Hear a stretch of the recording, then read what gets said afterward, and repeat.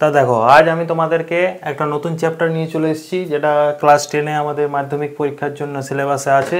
সেটা হচ্ছে সরল সুদ। ঠিক আছে, তো এই সরল সুদ কী জিনিস না, দেখো আমরা যখন কোনো টাকা ব্যাংকে রাখি তখন নিশ্চয়ই আমরা কিছু এক্সট্রা কিছু পাই, যেটাকে আমরা আগেই জানি যে সুদ হিসাবে ধরা হয়। ঠিক আছে, তো সেই সুদ বার করার কিছু পদ্ধতি এবং সূত্র আছে, সেগুলো নিয়ে আমরা আলোচনা করব এবং সেই সমস্ত সূত্রের থেকে কিভাবে আরও বিভিন্ন টাইপের অঙ্ক করা যায় সেগুলো আমরা আজকে আলোচনা করব। ঠিক আছে, তো আমাদেরকে সুদ বার করতে গেলে আগে জানতে হবে যে আরও তার সাথে কি কি জিনিস আছে। প্রথম হচ্ছে আসল, যেটাকে আমরা প্রিমিয়াম বলে থাকি। ঠিক আছে, প্রিমিয়াম ওই জন্য এটাকে আমরা পি দিয়ে প্রকাশ করি। ঠিক আছে, এটাকে আমরা পি দিয়ে প্রকাশ করি। তারপরে আছে সুদের হার। সুদের হার মানে হচ্ছে রেট অফ ইন্টারেস্ট। ওকে, তো ওই জন্য এটাকে বলা হয় আর পার্সেন্ট হিসাবে। আমরা এটা আসলটাকে পি টাকা ধরা হয় আর সুদের হার আর পার্সেন্ট ধরা হয়। ওকে, দেন আছে আমাদের সময়, অর্থাৎ আমরা ব্যাংকে যে টাকা রাখছি সেটা কত দিনের জন্য রাখছি। ঠিক আছে, তার জন্য সেটাকে আমাকে সময় হিসাবে ধরা হয়। সময় মানে ইংরেজিতে যেটাকে বলছি আমরা টাইম। ওকে, ওই জন্য এটাকে টি দিয়ে প্রকাশ করা হয় এবং অবশ্যই এটাকে আমরা সবসময় বছর এককে লিখব। যদি কোনো অঙ্কে আমাদের সময়টা মাস অথবা দিন হিসাবে দেওয়া থাকে তবু আমরা এটাকে বছরে আগে পরিবর্তন করে নেব, তারপরে আমি সেটাকে সূত্রের মাধ্যমে বার করব। ওকে, তো সময়কে টি দিয়ে প্রকাশ করা হয়, তো টিকে আমরা এখানে বছর ধরে নেব। ঠিক আছে, নেক্সট আসছে সুদ, যেটা আমাদের আজ আমরা শিখব। ওকে, তো সুদের ইংলিশ হচ্ছে ইন্টারেস্ট, ওই জন্য এটাকে আমরা আই হিসাবে লিখব। ওকে, অর্থাৎ ইংলিশ লেটার যার যেটা আসলে ইংলিশ প্রিমিয়াম ওই জন্য পি, সুদের হার রেট অফ ইন্টারেস্ট ওই জন্য আর, সময় টি ওই জন্য টি দিয়ে প্রকাশ করা হয় এবং সুদ ইন্টারেস্ট ওই জন্য আই দিয়ে প্রকাশ করা হয় এবং এটাও সুদ তো আমরা টাকাতে গুণে থাকি, তাই না? তো ওই জন্য এখানে আই টাকা নিয়ে নেব। ওকে, এবারে দেখো তাহলে আমাদের সরল সুদের যদি অঙ্ক করতে হয় তাহলে আমাদের চারটে জিনিস আমরা পেলাম। আসল হচ্ছে পি, সুদের হার হচ্ছে আর, সময় হচ্ছে টি এবং সুদ হচ্ছে আই টাকা। ওকে, তো এই যে চারটে রাশি পেলাম, এই চারটে রাশি নিয়ে আমাদের একটা সরল সুদের সূত্র আছে। সেই সূত্রটা কি না, সেই সূত্রটা হচ্ছে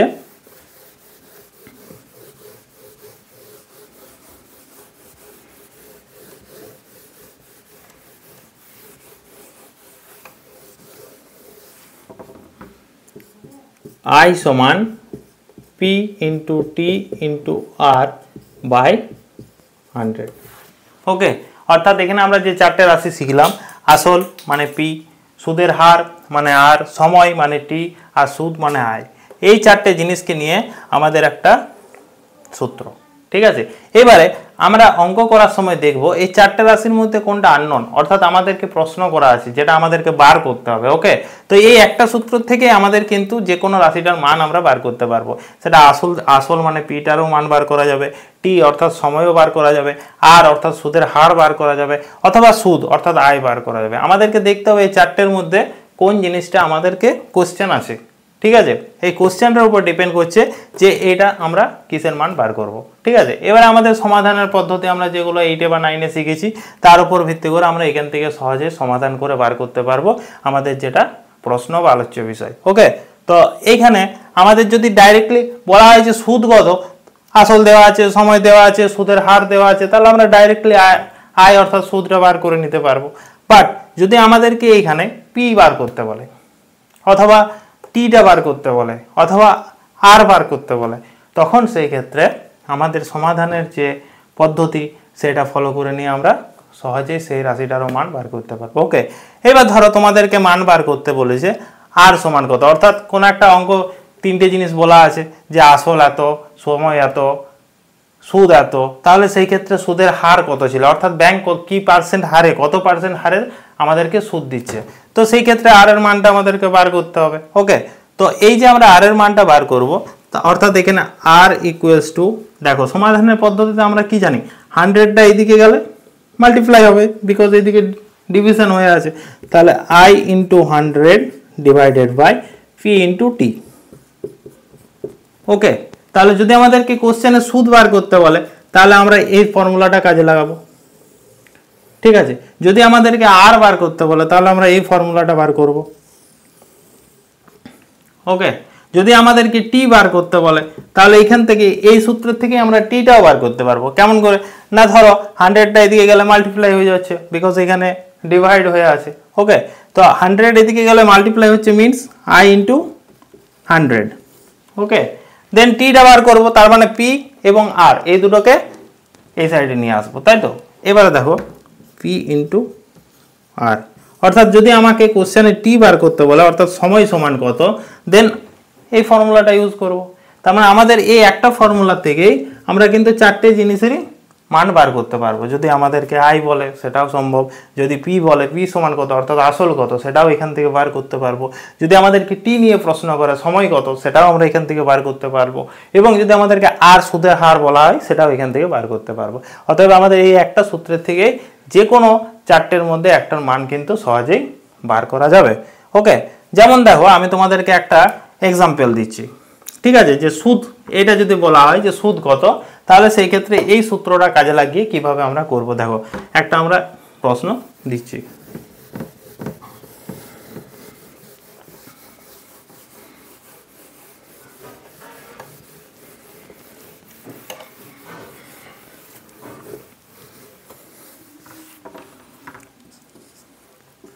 কোনো ব্যক্তি 5,000 টাকা, ওকে, 5% সুদের হারে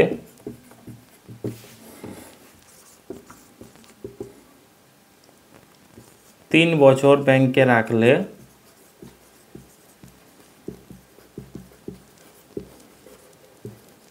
কত সুদ পাবে। ওকে, এই ক্ষেত্রে আমরা কি করব, এই ক্ষেত্রে আমাদেরকে আগে দেখতে হবে যে অঙ্কটার মধ্যে কি কি দেওয়া আছে। ঠিক আছে, এখানে দেখো 5,000 টাকা, এটা কি, এটা হচ্ছে আমাদের আসল, অর্থাৎ এখানে পি ইকুয়ালস টু 5,000 টাকা দেওয়া আছে। ওকে, টি আর আই কোন জিনিসটা কত আমাদেরকে আগে প্রশ্নের থেকে পড়ে বুঝতে হবে, তারপর আমরা এদিকে সূত্র লাগাবো। ঠিক আছে, দেখো এখানে টি বলেছে, টি মানে তো সময়, তাহলে 3 বছর, টি হচ্ছে 3 বছর। আর কত, আর হচ্ছে 5% রেট অফ ইন্টারেস্ট অর্থাৎ সুদের হার। তো সুদের হার এখানে পরিষ্কার বলে দেওয়া আছে 5% সুদের হারে, তার মানে আর হচ্ছে 5%।